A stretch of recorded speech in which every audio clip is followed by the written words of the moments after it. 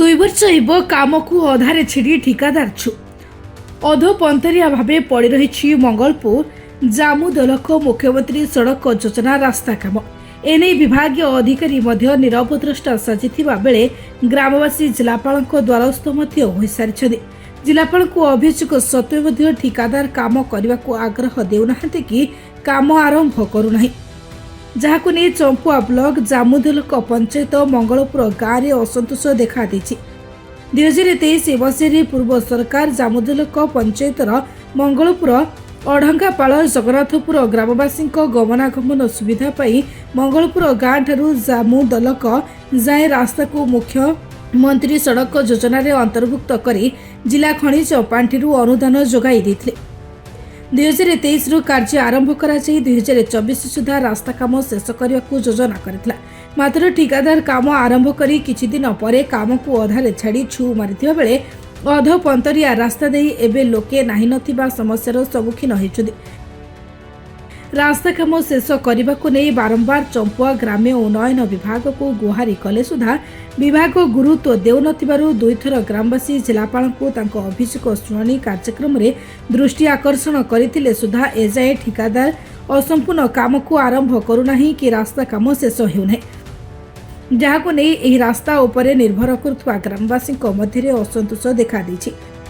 ଅନ୍ୟପଟେ ଏହାକୁ ନେଇ ଚମ୍ପୁଆ ଗ୍ରାମ୍ୟ ଉନ୍ନୟନ ବିଭାଗ ସହକାରୀ ନିର୍ବାହୀ ଯନ୍ତ୍ରୀ ରାମଚନ୍ଦ୍ର ପ୍ରଧାନ କ୍ୟାମେରା ଆଗରେ କିଛି କହୁନଥିଲେ ସୁଦ୍ଧା ଠିକାଦାରକୁ ତାଗିଦ କରାଯାଇଛି ଶୀଘ୍ର କାମ ଆରମ୍ଭ ହେବ ବୋଲି ସଫେଇ ଦେଇଛନ୍ତି।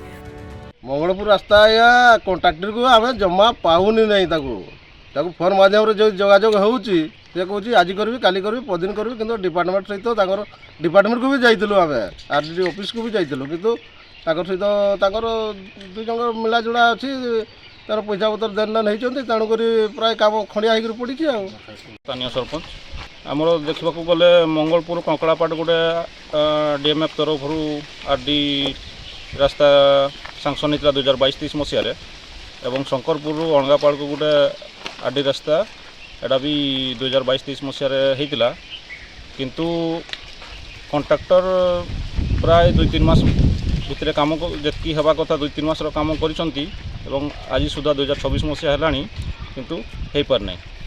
এই রাস্তাটা 2024 মସିহাରେ ସରିବା କଥା, କିନ୍ତୁ ଆଜି 2026 ଫେବୃଆରୀ ମାସ ହେଲାଣି ସେମାନେ କର୍ଣ୍ଣପାତ କରୁନାହାନ୍ତି ଏବଂ କଣ୍ଟ୍ରାକ୍ଟରକୁ କହିବା ସତ୍ତ୍ୱେ ମାନେ ଆମେ ଯେଉଁ ଜାଗାରେ କଲଭର୍ଟ ପାଇଁ ଦାବି କରିଥିଲେ ସେ କଣ୍ଟ୍ରାକ୍ଟର ତାର ମନମୁଖୀ ନିଜ ସୁହାଇଲା ପରିକା ଜାଗାରେ ସେ ତାର କଲଭର୍ଟ ସବୁ ବନେଇକିରି ଏବେ ମାନେ ଆସୁନାହାନ୍ତି କି ତାଙ୍କ ସହିତ ଆମେ ଯୋଗାଯୋଗ କରିପାରୁନା। ଏ ବିଷୟରେ ଆମେ କଲେକ୍ଟର ମହୋଦୟକୁ ଅଭିଯୋଗ କରିଥିଲୁ, କିନ୍ତୁ ଅଭିଯୋଗର କିଛି ଆଜି ପର୍ଯ୍ୟନ୍ତ ସୁଫଳ ମିଳିପାରିନାହିଁ। କେନ୍ଦୁଝରରୁ ଦାଶରଥୀ ଗିରିଙ୍କ ରିପୋର୍ଟ, ନିରପେକ୍ଷ।